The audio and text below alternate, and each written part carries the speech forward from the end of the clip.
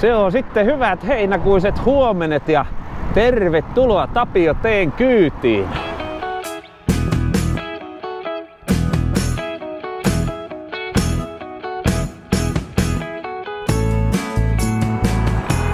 Tänään on ohjelmassa vapaamuotoinen ja vapaan mittainen maantielenkki. Kauniissa heinäkuisessa kesäsäässä. Voi olla jopa hellettä luvassa tälle päivälle. Vähän aikaa oli helteet poissa tuossa heinäkuun alkupuolella ja nyt ne on taas palannut tässä heinäkuun lopuksi. On tosiaan ollut suunnitelmissa, että tässä kesäloman aikana kävisin jonkun pitemmän siivun polkaisemassa. Mutta jos tässä kesäloman aikana on jostakin nauttinut, niin siitä, että mikään pakko ei ole lähteä pyöräilemään yhtään mihinkään, jos ei huvita. Ja suunnitelmat on ollut koko ajan auki. Multa on kysytty, että no meinaatko vielä käydä revetin polkaisemassa? Mä oon sanonut, että suunnitelmat on auki, olen onnellinen pyöräilijä. Juuri sen takia. Tämä perjantai, tämä on ihan täydellinen tämmöiselle maantielenkille. Vailla sen kummempia suunnitelmia, muuta kuin että kääntöpaikka tulee tänään olemaan Pukkilassa. Sinne menen vähän mutkittelevia reittejä pitkin. Eli tulisiko joku semmonen 160-170 kilsaa tämän päivän siivulle mittaa.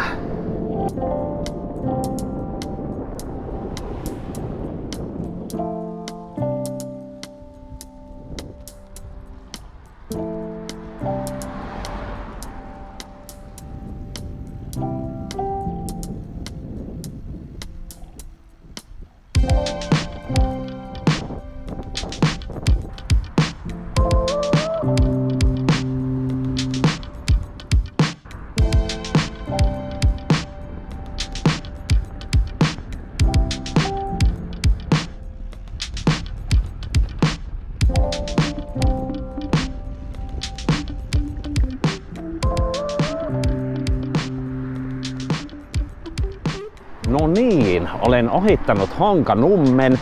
Sitten täällä jossakin Koivukylän suunnilla suunnistelen Kuninkaanmäkeä kohti. Ja siitä sitten jatkan maanteitä pitkin Nikkilään. Kyllä se on se eka 10 kilometriä, se on aina niin nihkiää. Joka reissulla. No nyt on 13 kilsaa mittarissa ja hitusen päälle. Nyt alkaa niinkö ajofiilis löytymään. Toden teolla. Vaan sitäkö tuon ilmiön tuntee sen oman pyöräilykokemuksen perusteella. Siihen osaa jotenkin suhtautua.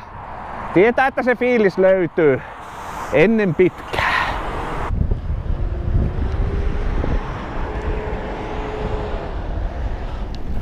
No niin, Kuninkaanmäki näin päin ajettuna harvemmin tuottaa ongelmia. Painovoima pitää siitä huolen. 40. No tää mun mittarikin sanoo. Tätä ollaan oikein kalibroitu. Juu.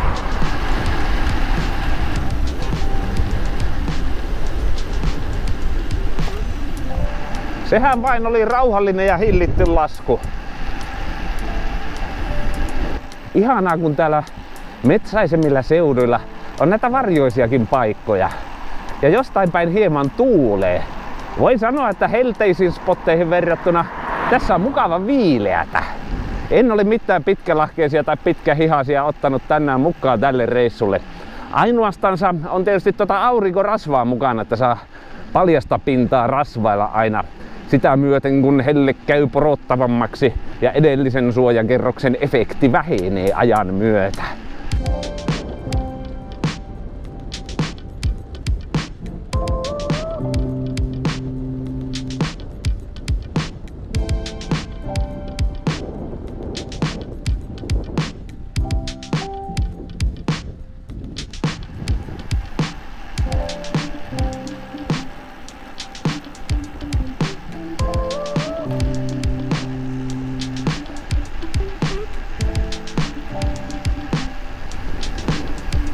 Siinäkään ei ole enää muutamaan vuoteen kauppaa ollut tuossa Palmeenilla. Legendaarinen Palmeenin kauppa. Eräs kaveri kertoi, että niillä oli kaveriporukalla semmonen kesäperinne, että ne jotain tätä eritti ja poloki Porvooseen.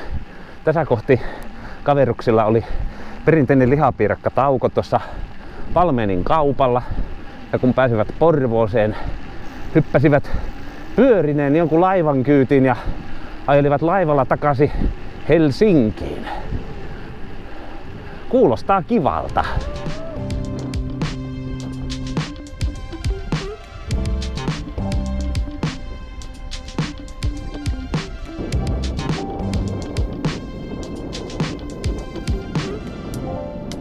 Muistuu mieleen tuolta 4 kuukauden takkaa, kun kävi Sinkulalla heittämässä vähän samoilla seuduilla lenkkiä. Muun muassa siellä Etelä-Paippisissa ja missä lie. No kuitenkin pallumatkasta tuli näitä maisemia pitkin. Meni toki vastakkaiseen suuntaan, mutta vieressä näkyi vielä pelto aukeilla.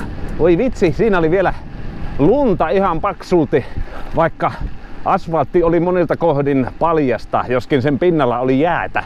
Mutta muista, että oli jännä päivä. Oli liikkeellä jo maantiepyöräilijöitä varhain keväällä.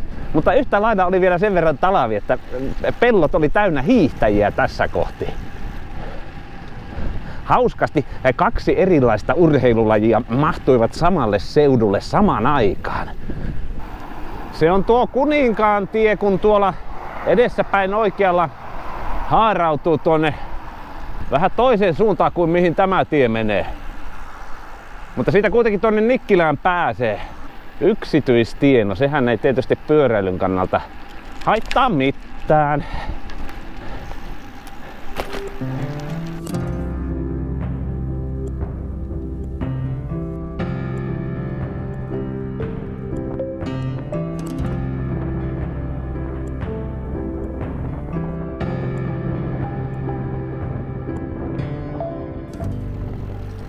Olipas mukavata ajaa Kuninkaantietä pitkin.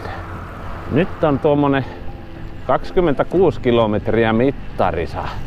Pyörä on ollut liikenteessä tuntia 15 minuuttia. Ajoaikainen keskinopeus tuommoinen ihan hitusen vajaa 21. Sopii helteiseen päivään hyvin. Kello on 10.56. Eli olisiko semmonen tuntia 18 minuuttia oltu sitten niin kuin kokonaisuudessaan liikenteessä. Eihän tässä oikeastaan ole muita pysähyksiä tullut mitä nyt risteyksissä aina välillä. 935 kilometriä tuossa totaalilukemamittarissa tuolta 3 kuukauden takkaa lähtien. Eli sikäli mikäli kaikki menee tänään hyvin, pamahtaa tonni mittariin.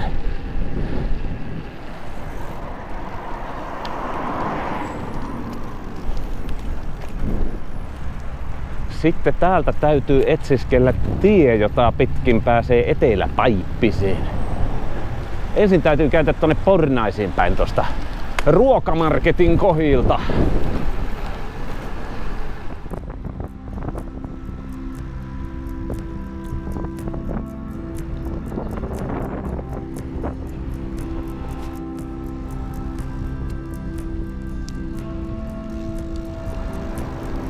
Ja Paippisten suuntaan käypi minun tieni. Onko ne täälläkin aivan uutta asfalttia tähän rustanneet?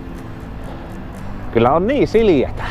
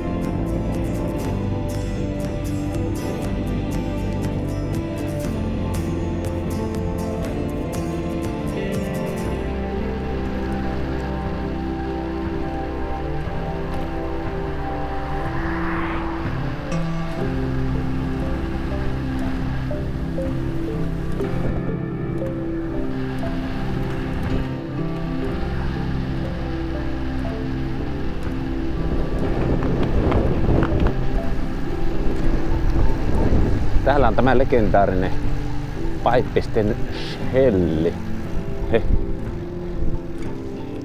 Ei sitä enää tuosta maatista tai bensaa saa. Ja komiako oikein tommonen mekaaninen mittari, jossa numerot pyörivät. Hieno miljöö kyllä. Mukava pyöräillä tätä kautta. Hetken voisi tässä verrytellä, kun kuitenkin on vielä kilometrejä jokunen jäljellä.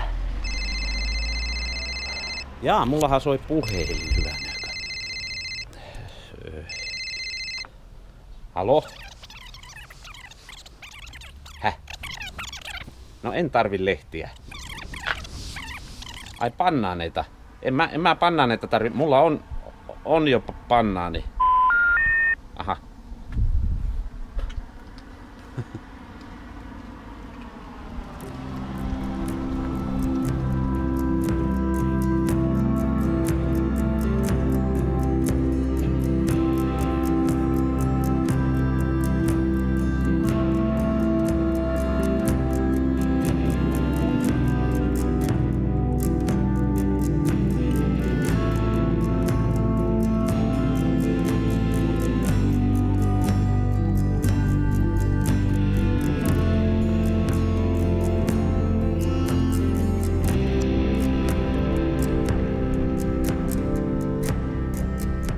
Kyllä lämmintä pitelee. Paljon ei kestä tuohon 20 päälle tuota nopeutta nostaa. Tulee semmonen läkähdyttävä tunne muuten. Siinä Nikkilän kohdilla oli jo ensimmäinen 6 desiä mehua juotu. Nyt on menossa toinen mokoma. Tästä on ehkä joku 10 kilometriä Pornaisiin. Tuttuun tappaa siinä K-Marketilla voisin ajatella pitäväni jonkin sortin lounasbreikin ynnä pullojen täyttöpaussin ja yleisen randonneur-henkisen vetelehtimishetken. Vaan onhan tuota nestettä vielä jäljellä, niin voi näin kuumanakin päivänä nauttia tästä helteisestä maaseututiestä. Olen tehnyt jo 36 kilometriä matkaa tässä kohden.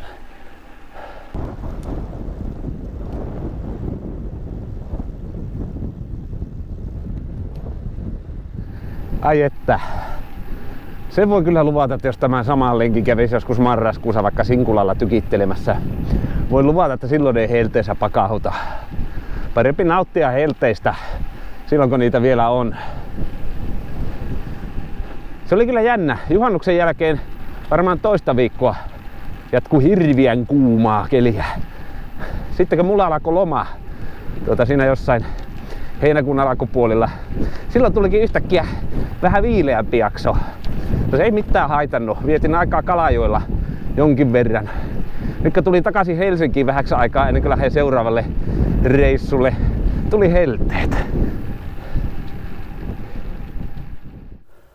Okei, kattelin kartasta, että Kirveskosken tietä pääsisi tuonne Pornaisiin. Siinä olisi grääveliä luvassa. Voisi sitä kartalta vielä katsoa, että minkä mittainen gräävelihauskuutos siinä suunnilleen on. Pieni tauko, palaan kohta asiaan. Se on 6 kilometriä, koska tie näkyy hieman mutkittelevan. Jos menee isompaa tietä pitkin, pääsee lujempaa, mutta joutuu vähän kiertämään. Jos menee grääveliä pitkin, on ehkä hippasen verran hitaampaa, mutta hauskempaa. Ja enten, ja minä sanon, että Kirveskosken tielle ja Sassiin saman tien. Tästä ei voi tulla muuta kuin kivaa.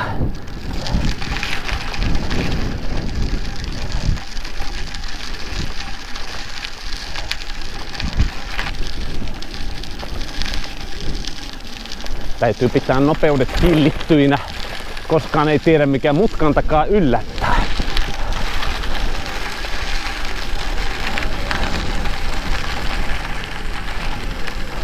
Onhan tämmöiset kiireettömät lenkit vailla liian tiukkoja reitti- tai aikataulusuunnitelmia siinä mielessä hyviä, että sinä päivänä kun taas aika ajaa esimerkiksi B200, niin on täältä omilta lähiseudulta skautattuna ja eksplorattuna tämmösiä uusia reittejä, mistä en oo ennen ajanut. Tuo äskeinen asfalttitie, sehän on kerran vissiin tullut, vai onko 2 otteeseen maantiepyörällä vedettyä. Mutta esimerkiksi tämä Kirveskosken tie, olen mä varmaan kartalta kahtonut, että tässä tämmönen menee, mutta sitten onko tullut ajettua läpi? Eipä vielä kertaakaan. Soratiet on mukavaa vaihtelua yleisimpien päällystettyjen väylien joukossa.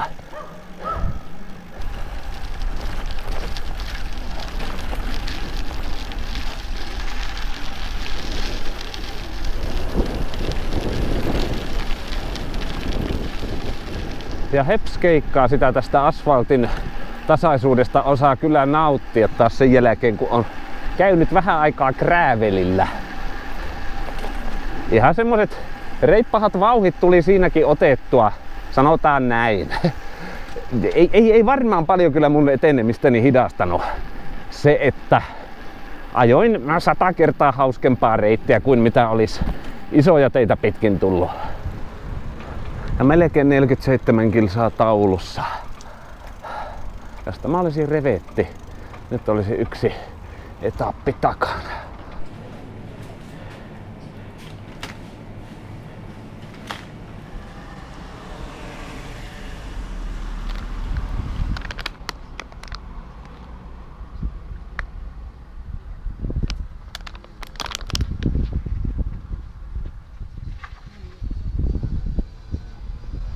Ja sitten onkin lounastauko vietetty. Siinähän meni jogurttia ja mehua, savulohirieskaa ja sen semmoista. Ostin 2 litraa sitä mansikkamehua. Sen verran laitoin pulloihin mitä mahtui ja loput meni niin sanotusti sisäiseen käyttöön. Eli nesteytetty on ja kroppa on täynnä sokeria ja hiilareita. Tuosta ST1 Kylmäaseman kohdalta sitten käännyn tuonne Monninkylää kohti ja sieltä edelleen sitten seuraan linjaa Askola-Pukkila. Mistä ajan Pukkilasta sitten takaisin, niin sitä en tiedä, kerrekö Mäntsälän kautta vai tuonko samoja jälkeä vai mikä lienee homman nimi sitten.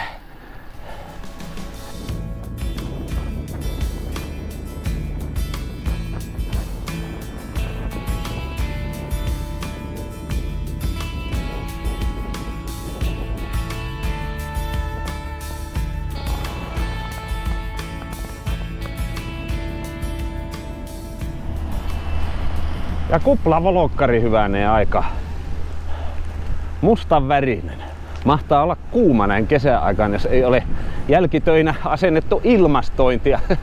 Sitten se käännös on siinä. Askolan kirkonkylää 6 kilometriä, eli tästä Vasuriin.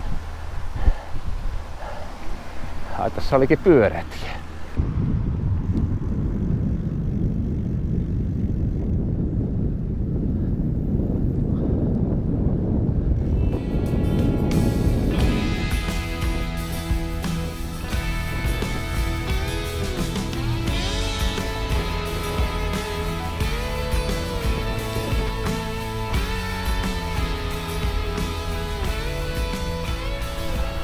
Kattelin, että tuosta vähän matkaa oikealle olisi hienoa vesistömaisemaa.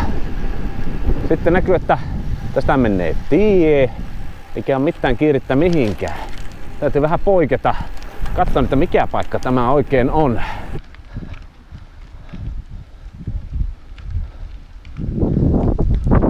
Paikan nimi on Vakkolankoski. Vakkolankoski ja Kokkolan Vaski. Komiata on, ei kannata ajaa joka paikkaa ohi.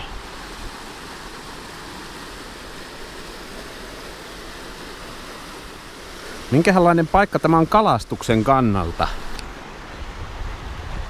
Tai sielläkin jotain kallaa saattaa uida.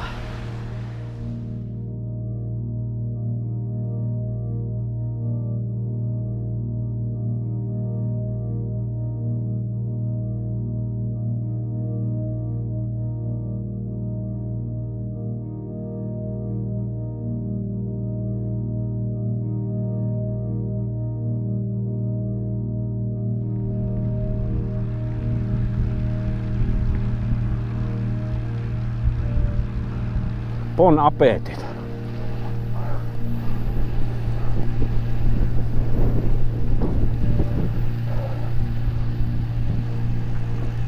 Vähän muistelinkin, että tässä ennen Pukkilaa on muutama nyppylä kiivettävänä. Tämmösiä pieniä sopivia mäkiä, sanotaan näin.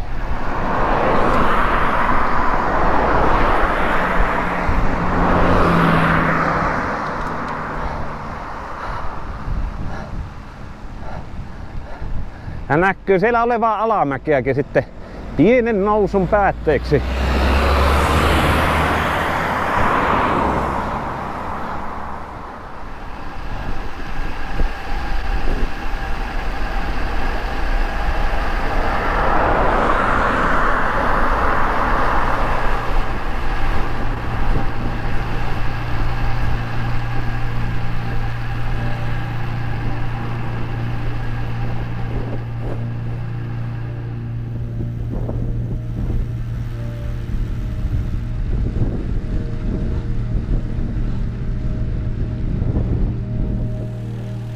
Hiiden kirnuja hyvänen aika.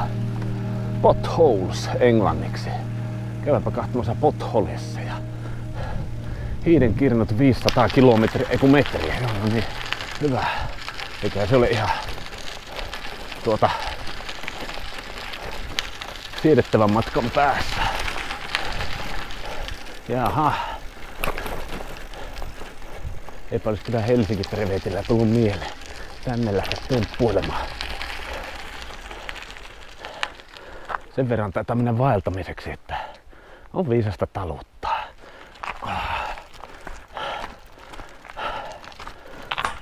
Jos ei kerran elämässään käy katsomassa Askolan hiiden kirnuja, niin ei sitä tule sitten koskaan tehtyäkään. Ei niin sanotusti tule lähettyä, jos ei lähe. Mutta täytyy sanoa, että ei ole brevettikorttia taskussa. Sitä katselee tienvarren nähtävyyksiä aivan uusin silmin. Oi vitsi, pyörä pitää vielä kantaa tätä takaisin. Nämä on aika hyvät kengät, nämä Shimanon tämmöiset maastopyöräilyyn tarkoitetut, vähän niin kuin lenkkarit. Niille saa hyvän otteen täältä maan pinnasta. Nyt menee hauskaksi. Videotodiste siitä, että Ralekilla on käyty Askolan hiiden kirnuilla. Tai ainakin pyörä on kannettu sinne. Näyttää kovasti siltä, että on saavuttu pelipaikoille. Kirnukalliota kiertää noin 300 metrin merkitty maisemapolku, joka päättyy Kirnualueen portille. Polun varrelta on hienot maisemat Porvoojokilaaksoon, joka on yksi valtakunnallisesti arvokkaista maisema-alueista.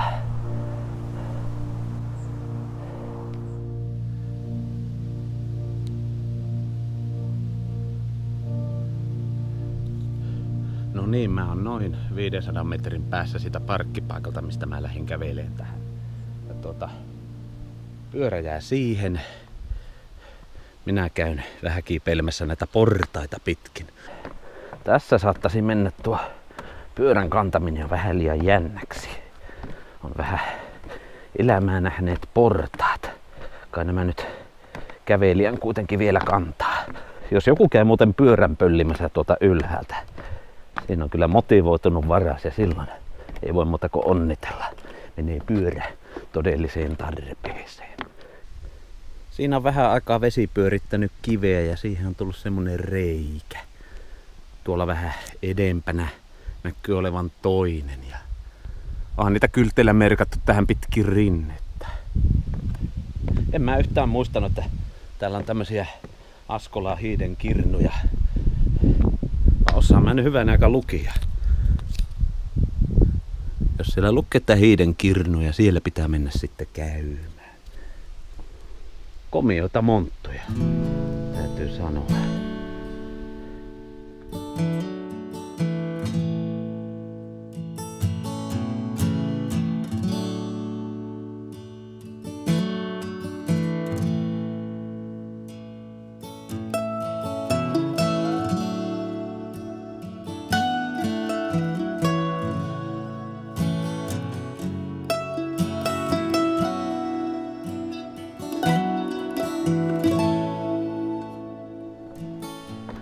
sitten portaat takaisin ylös. Täällä oli joku vähän vanhempi pariskunta patikkaretkellä. Olivat ilmeisesti autossa jättänyt tuohon parkkipaikalle ja tullut tänne istuskelemaan. Lähtöä tekivät samaan aikaan kuin minä tulin. Se oli hyvä, kun emäntä siinä taivasteli, että justiinsa pyörällä tuli tänne. Ja isäntä totesi, että siinä on jyrkkä mäki edessä kohta.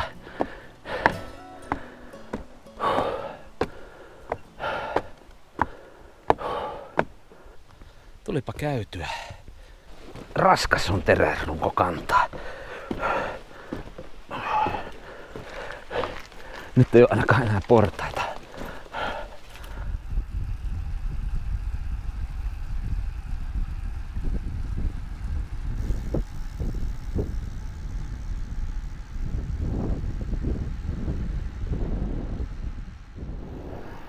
Hieman meinas tuossa äsken tuntua semmoista krampin poikasta tuolla pohkeissa. Tiedä sitten oliko tuo portaiden kipuaminen ja syklocross-henkinen pyörän roudaaminen tuonne Askolan hiidenkirnuille hyvä ajatus, mutta mulla oli ainakin kivaa. No, sen hintana on nyt se, että poljeskelin täällä kauniissa maisemissa jonkun aikaa klossit auki. Ja vaihdan vähän jalkaterän asentoa ja poljen sillä osin jalkaterää, joka on lähempänä kantapäätä. Se pistää jalkaa aina vähän eri asentoa ja sitten jotenkin tuntuu rentouttavan niitä lihaksia, jotka kramppailevat. Mikäs kiire täällä on? Maisema on kaunista ja nauttiahan tästä kannattaa. Ei niinkään pitää kiirettä kääntöpaikalle Pukkilaan, johon on joku vielä 4 tai 5 kilometriä matkaa. Kaikki hyvin. No niin, on saavuttu Pukkilaan ja tätähän löytyykin tämmönen mukava penkkipöytä combination, jossa saattaa jalkojaan rasittanut pitkän matkan pyöräilijä hieman kyseisiä kehon osiaan leputella ja vähän suunnitella, mikä on seuraava actioni. Lämmintä tosiaan pitelee.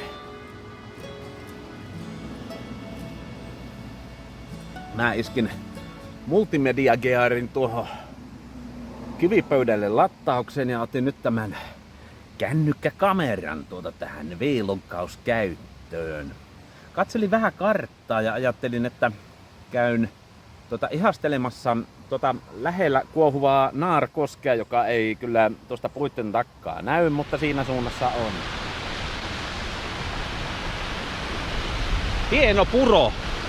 Isompi uoma mahtaa mennä täällä toisella puolella. Täällä näin.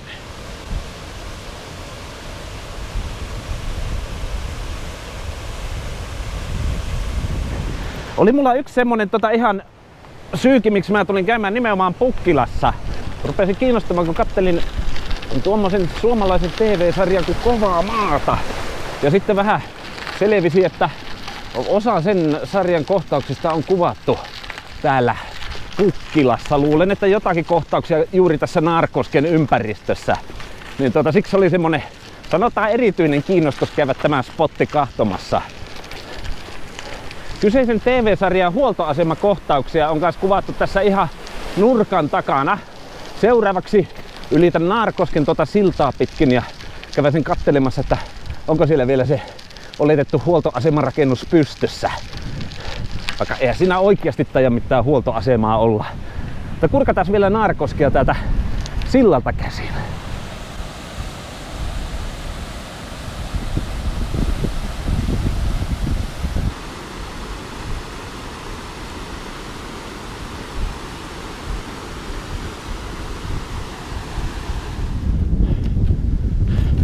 Hienoa maisemaa. Nyt käydään katsomassa, että onko siellä vielä se vanha niin sanottu huoltoasemarakennus pystyssä tuossa läheisen tien varressa. No vaan siinähän se on heti. Hauskana yksityiskohtana mainittakoon, että kyseisessä TV-sarjassa maalattiin tuommoiset ruusut tuohon rakennukseen seinään. Ja tästä etäältä kun katsoo, niin pystyy vielä näkemään, että siinä on maalauksesta ainakin rippeet jäljellä. Kovasti on sitä betonin rapissut pois tuosta rakennuksen ulkopinnasta, joten samaten maalauksestakin on vain rippeet jäljellä. Mutta joo, tämä paikka se on. Toki se näyttää vähän erilaiselta kuin TV-sarjassa. Onhan senkin kuvaamisesta varmaan jo 30 vuotta vierähtänyt. Mutta nyt tosiaan samoja jälkiä takaisin sinne, mistä äsken tulin, ja kauppaan. No niin, ei muuta kuin asioiden hoidolle sitten. Tämä ei petä. Jos saa kramppeja, niin se on ihan omaa syytä. Suolaa sekaan. No niin, pari banaania lisää, 4 pillimehua, juotava jogurtti, 2 litraa mansikkajuissia. Ja nyt seuraa taas semmonen operaatio, joka on kaikista kiinnostavimman näköistä, eli mehun suolaus kaupan pihalla.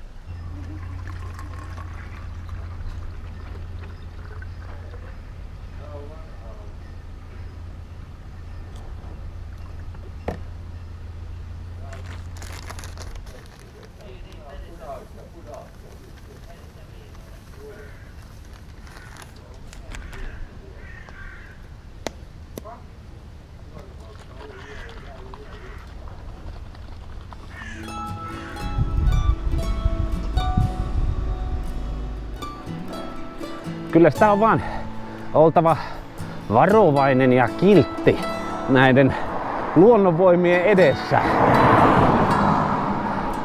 Täällä pieni tuuli käy toki, mutta siis on kuuma edelleen. Ja tämähän oli tievossa. Mä pyöräilen aivan hiljaa, kevyemmällä vaihteella 15 kilsaa tunnissa. Tässä oli kyllä sievät peltoaukeat. Olisikohan siinä jonkun verran sitten taas metsätaivalta edessä? Saa nähdä. Tämä oli kyllä kans yksi semmonen paikka, tämä 4 kilometrien levyinen peltoaukea, joka painuu mieleen kaiken muun nähdyn ja koetun ohella. Alkaa pikkuhiljaa löytyy semmonen oikeanlainen moodi tähän polkemiseen. Totaalilukemamittari sanoo 997. Se on kohta tonni täynnä. Ei oo tullut niin hulluna radekille kilometriä kyllä tähän mennessä kesää edellisvuosiin verrattuna. Ehkä se johtuu siitä, että käyttöpaine jakautuu useammalle pyörälle. Näin sen täytyy olla. Vaan nautinnollisia kilometrejä kylläkin.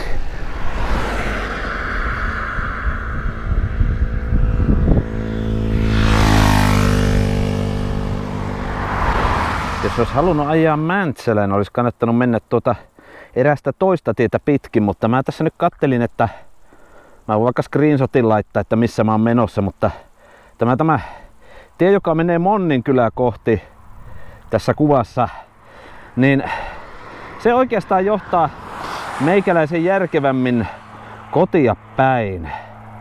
Mä en tiedä, onko tässä nyt mielekästä lähteä enää Mäntsälään asti ajamaan.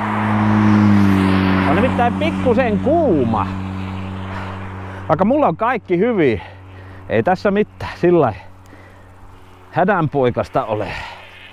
Tuosta vähän mehua suuhun ja menoksi.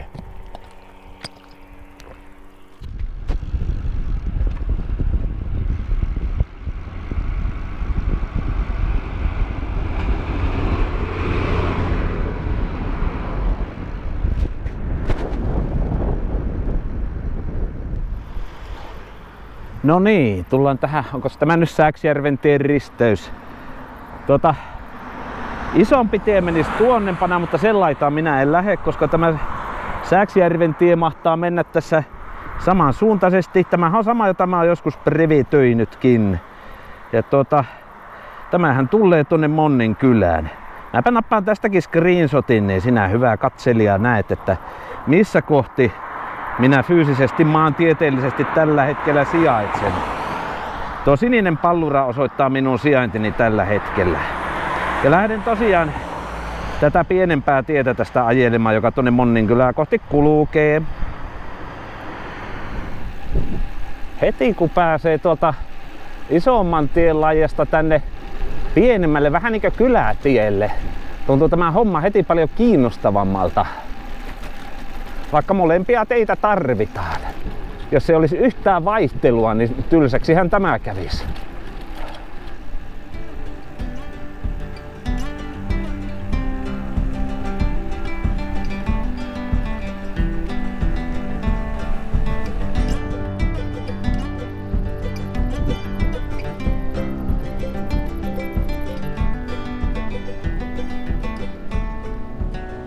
Tasaisen rauhallisesti jatkuu tämä suoritus. Tarjottu tämmönen varjoisa randohotelli. Tulin käyttämään sen palveluita. Olen vaihtanut tuonne tosiaan täyden juomapullon pyörän telineeseen. Kauppapysäkki tulee olemaan joko Monninkylän salessa tai Pornaisten K-marketissa.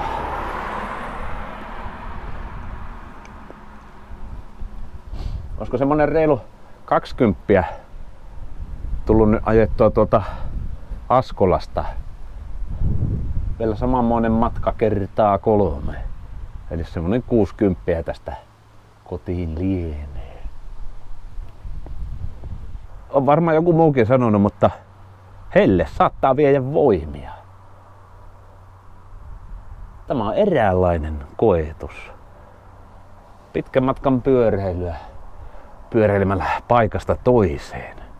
Se mikä tästä ehkä tekee pitkää on se, että olosuhteet on tämmöiset tarkoituksella haastavat. Päätin, että perjantaina lähden, niin minähän sitten lähdin. 22. heinäkuuta 22.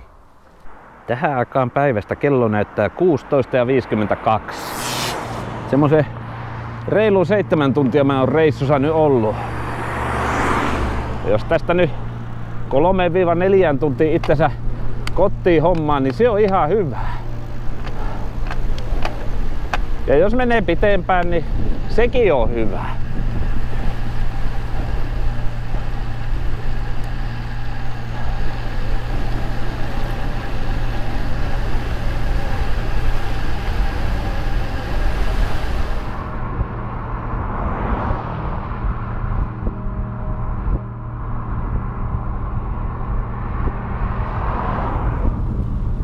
Kyllä tämä Monninkylän saavuttaminen on vähän niin kuin yksi semmonen stage, vaativa sellainen, joka läpäiseminen ja saavuttaminen ja vaan miten se nyt sanotaan, mutta on ollut semmonen työläs, mutta eeppinen ja hienolta tuntuva suoritus. Mä mietin, kun mulla nesteet riittää, jos tästä nyt kuitenkin poleksisi sinne Pornaisiin asti, kun sinne ei tästä tule kuitenkaan muuta kuin 10. Eikä tässä sillä mitään akuuttia syytä ole, että nyt just pitäisi pitempi tauko pitää. Ehkä mä jatkan matkaani.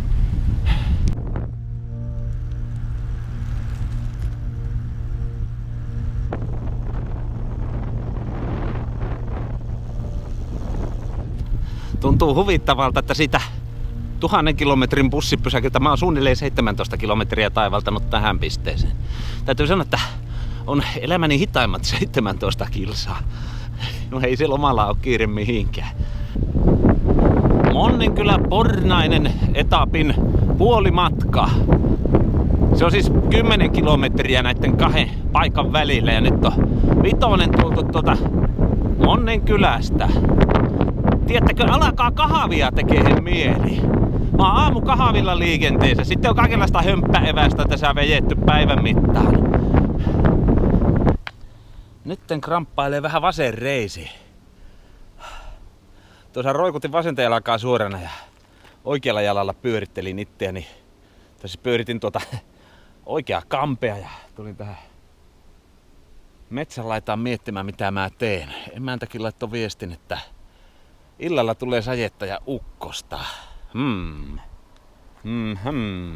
Mielessä on pari kertaa käynyt, jos alkaa kramppaahan, niin tietysti yksi optio on matkustaa tästä Järvenpäähän ja sieltä ottaa sitten juna, jolla pääsisi sanotaan vaikka Keravan kautta Pukinmäkeen. Tästä on semmonen ehkä 25 kilsaa Järvenpäähän kaikkinensa tauko Pornaisissa. Tuntuu erittäin hyvältä idealta. Onneksi otin HSL-matkakortin mukaan. Mä arvelin, että sitä saattaa tarvita. Mitä väliä sillä on paljonko kilsoja tälle päivälle tulee? Mulla on ollut ainakin kivaa ja mä haluan, että loppumatkankin on mukavaa. Pyöräily on sitä kivaa, että se on yleensä mukavaa. Nyt siellä on vaimolla asiaa. Täytyy varmaan jatkaa matkaa, ettei se huolestu.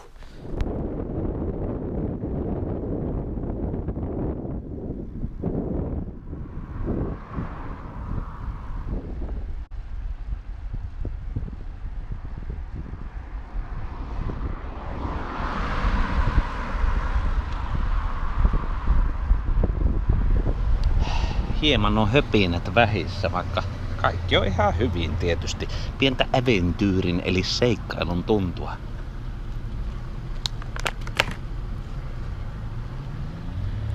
Savulohi, kolmioleipä ja kahvi. Ai ihanaa. No niin. Taas hieman freesimpänä kuin äsken.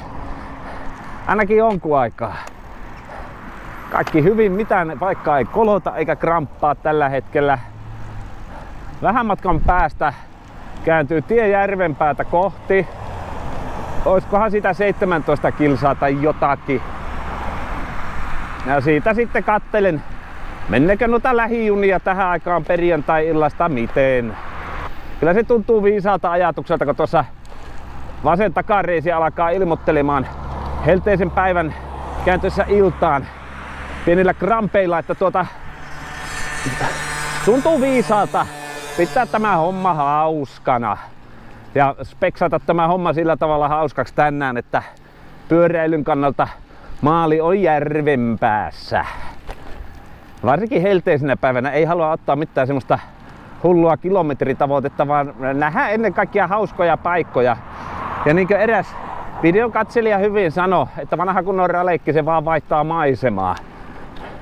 Se on ollut tänään semmonen kantava ajatus. Taas soi puhelin, kehtaavakin häiritä. Ihme hommaa. Joo, vastataan kuha kereetä.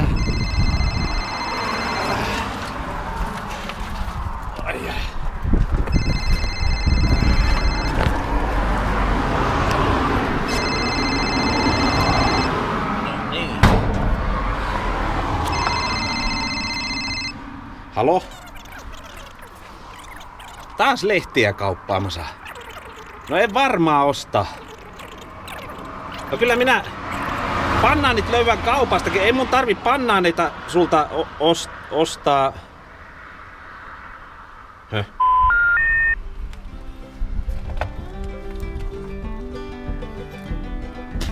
Lienekö helteinen päivä tehnyt jo tehtävänsä?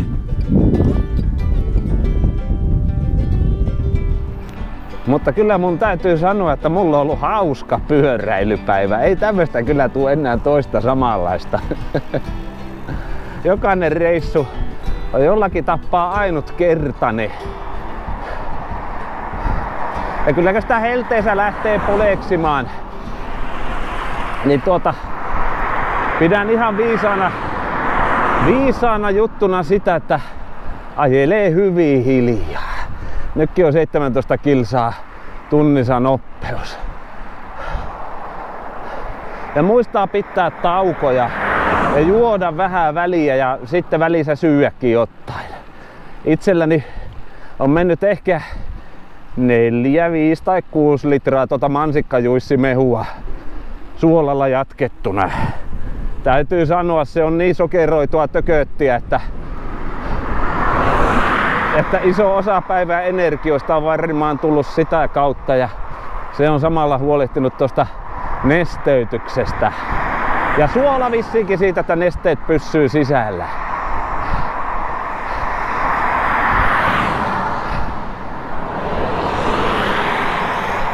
Enkä minä oikeastaan odota, että loppuspa tämä ajo. Mulla on hauskaa. Kun pyörä kulkee hitaasti, niin sitä oikeastaan nauttii jokaisesta peltoaukeasta. Kaikenlaisista maisemista, mitä tässä tien varrella on. Ja se on hyvä osata nauttia. Ei oikeasti tällä kropalla enää kyllä tämän lujempaa tänään lähe. Mutta hyvä opetus, että kun osaa viisaasti rytmittää oman ajamisensa, syömisensä ja nesteytykset sun muut, niin voi pitää hauskaa helteelläkin. Tämä tietysti koskee itseäni, koska jokainen meistä on oma yksilö. Ja jos lähtee tämmöisiä hauskuutuksia harrastamaan, niin kannattaa tietysti oma terveydentila ja toimintakyky ja kaikki tämmöiset miettiä. Että pystyykö vetämään helteessä vai onko viisasta ottaa viileämpää päivää. Toistaiseksi kaikki siis hyvin. Kiva päivä. Ja kaiken lisäksi mukava.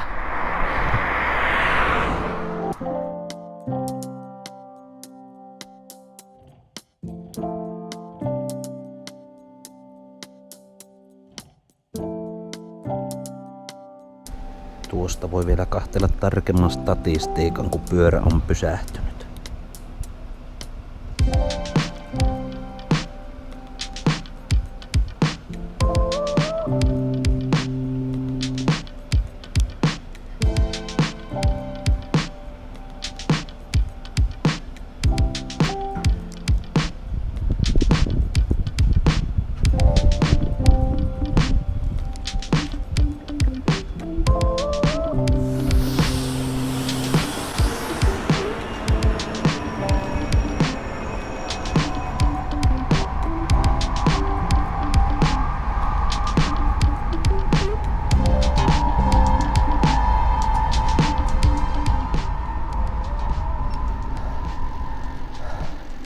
No niin, hyvä ystäväni.